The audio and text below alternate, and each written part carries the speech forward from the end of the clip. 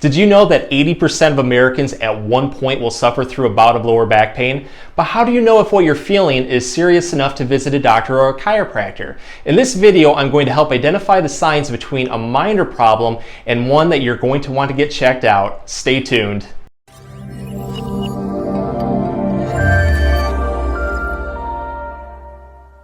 Hey everyone, Dr. Rowe here at SpineCare in St. Joseph, Michigan. So if you're watching this video, it must mean that you're going through some back pain. Fortunately, you're not alone. Lower back pain today is as common as the common cold. In fact, studies show that at least 15% of individuals report that they are experiencing some degree of low back pain at this very moment. And we all know that it's the simple things that can make it appear. Moving and twisting the wrong way, lifting that box you knew was just a bit too heavy, or just having bad posture. But when it strikes, it's definitely not fun. So with a new or acute lower back injury, there are different ways pain comes about. This may include inflammation and irritation to the muscles, tendons, ligaments, joint capsules, cartilage, and blood vessels around the spine. These tissues may be pulled, strained, stretched, or sprained. If it's severe enough, disc bulges and annular tears, those small tears that occur in the outer layer of the spinal disc, can happen that may produce severe pain, including sciatica. The good news is a lot of back injuries are just minor, and if treated properly, are likely to repair and heal quickly. On average, 50% of lower back pain episodes will resolve within 2 weeks, and 80% by 6 weeks. But for those that feel your back pain right now is pretty severe, how do you know when your back pain is serious enough to need attention? So let's help answer this and take a look at some warning signs that may indicate it's time to get that looked at right away. First thing on the list, your current pain level. Physicians like to grade pain on a 1 to 10 scale, with 10 being the worst pain imaginable. 10 would be like smacking a hammer to your thumb. If you're high on the scale and it's affecting daily activities such as sleeping, driving, or just doing basic everyday tasks, get it looked at. Severe pain is never normal. Next, if your lower back pain is from a traumatic event, such as a car accident or fall, at this point, scheduling a visit to your chiropractor or doctor is a good idea. Even if you're able to get up and walk right after it happened, there's a possibility of underlying spinal injuries that could progress and get worse if not treated properly.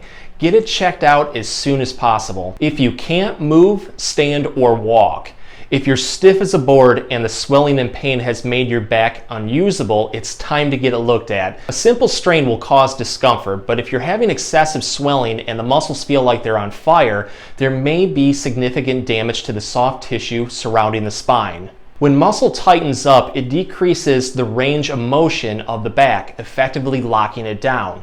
We call this muscle guarding. It's a self-defense mechanism, so you're less likely to damage the area any further.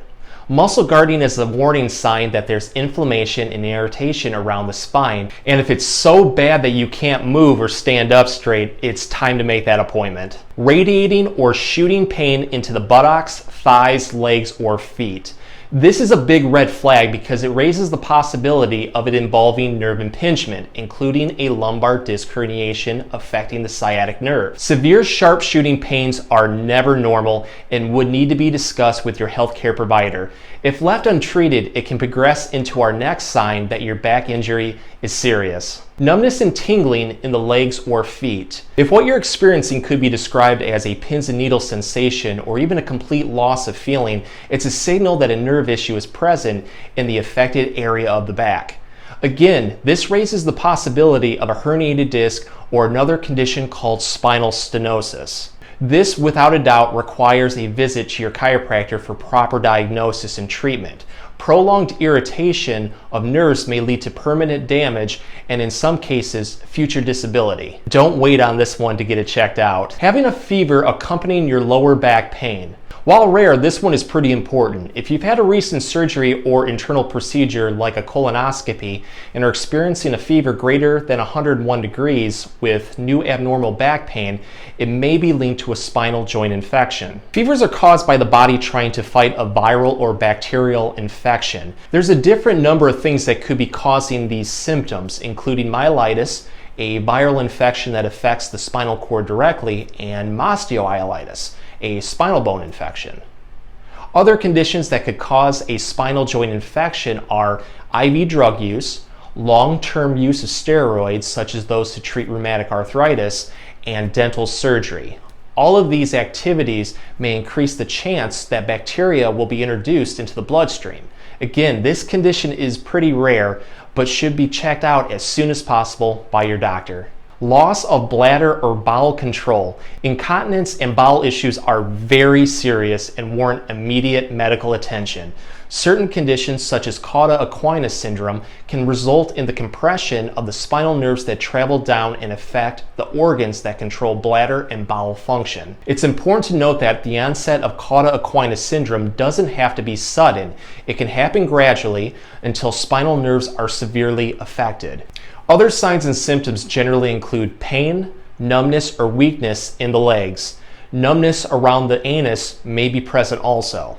So if you've been having a loss of bladder or bowel function and are also experiencing back pain, it's of the utmost importance to get medical attention right now.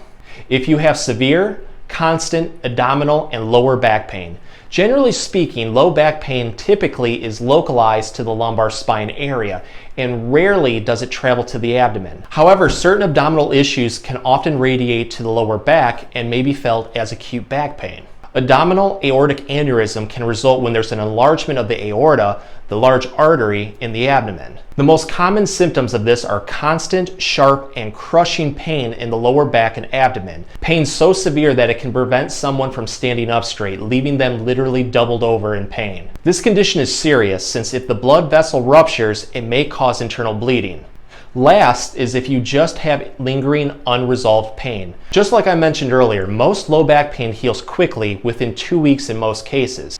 But if you've been having unrelenting, consistent pain in the low back that isn't resolving, it's definitely time to visit your local chiropractor to figure out what's going on. Don't sit there bearing unneeded back pain. Get it looked at and get some relief. So I hope this video helps answer some questions on whether it's time to visit a healthcare professional about your lower back pain.